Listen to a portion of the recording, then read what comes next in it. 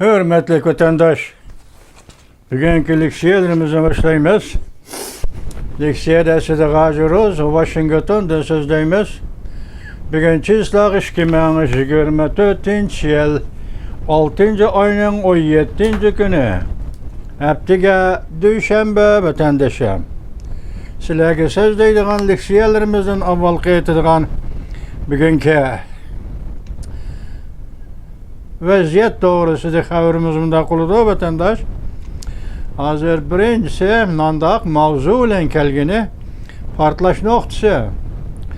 Cumhuriyet Partiya dengiz saqchi parxoti bilan Filipinning dengiz mulozimat parxoti Janubiy dengizda o'zaro bir-biriga soqilib ketdi.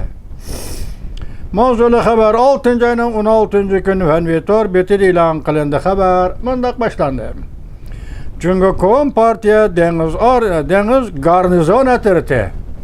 Haftaning 1. günü yani 6. ayning 17. günü mundaq ko'rsatdi.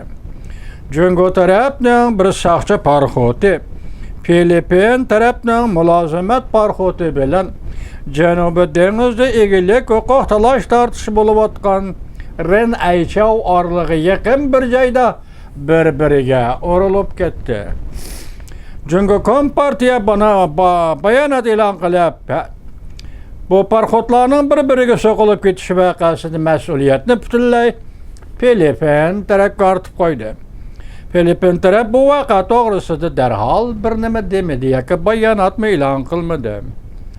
Texi, tunigilla İtaliyada açılgan 7 devlet guruhining yig'inida 7 devlet guruhi Jungoning Filipin taqim orollari atrofida Sharqiy dengizda va Janubiy dengizda qilayotgan harakatlarini tanqidlagan edi vatandosh.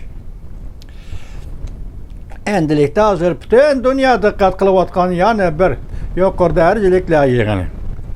Rossiya va Ukraina urushi ahvoli masalan 6. ayning 16. günü 93 devletning yuqori darajaliklar yig'ini. Ma'rifatlik davlatlarning lageri mislsiz zo'raydi. Mavzuli xabar 6. ayning 16. günü Vanvitor betida e'lon qilindi. Xabar mundaq boshlandi. O'tgan 24 soat ichida kishilarning diqqatini tortgan axborot xabari shu bo'ldiki, bu xabarda Shvetsiyaga chaqirilgan Ukraina tinchlik yuqori darajaliklar yig'inidir. Shvetsiya prezidenti açılış murosimida mundaq ko'rsatdi.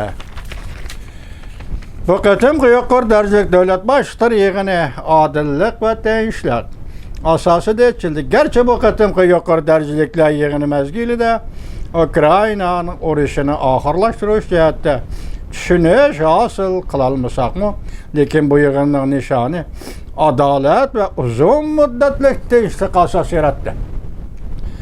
Yig'inning muhim arboblaridan biri Ukraina prezidenti Zelenskiy açılış marosimida nutq so'zlab mundaq ko'rsatdi. Adil va uzun muddatli tinchlik uchun asos solamiz. U mundaq ko'rsatdi. Bugun dunyo adolat va tinchlikka yaqinlab kelgan kunlardir. Butun yer shari bu tinchlik yig'inining pardasini ochdi. Dunyoning har qaysi qit'alaridan yetib kelgan 101 davlat boshliqlari ve xalqaro tashkilotlar yig'inga qatnashdi. O'xshash bo'lmagan ko'z qarashlarga vakillik qilsin, lekin xalqaro qonunni hurmat qilish asosida ittifoqlashdi. Bu yig'in qatnashgan Amerika Qo'shma Shtatlari muavin prezidenti Kamala Harris xonim prezident Vladimir Putin o'tirib qo'ygan tinchlik tashabbusi to'g'risida to'xtalib mundaq ko'rsatdi. Bu tashabbus taslim bo'lishdan taklif qilishdir. Hergizmi urushni oxirlashtirishning haqiqiy shakli emas. Muavin prezident Kamala Harris Amerika Qo'shma Shtatlari mundaq e'lon qildi. Amerika Qo'shma Shtatlari xalqaro taraqqiyot mahkamasi Amerika Qo'shma Shtatlari davlat mahkamasi orqali Ukrainaga 150 milliard, kechiringlar, 150 milyon dollar yoki 1 milliard 500 milyon dollar atrofida kapital yordam qiladi.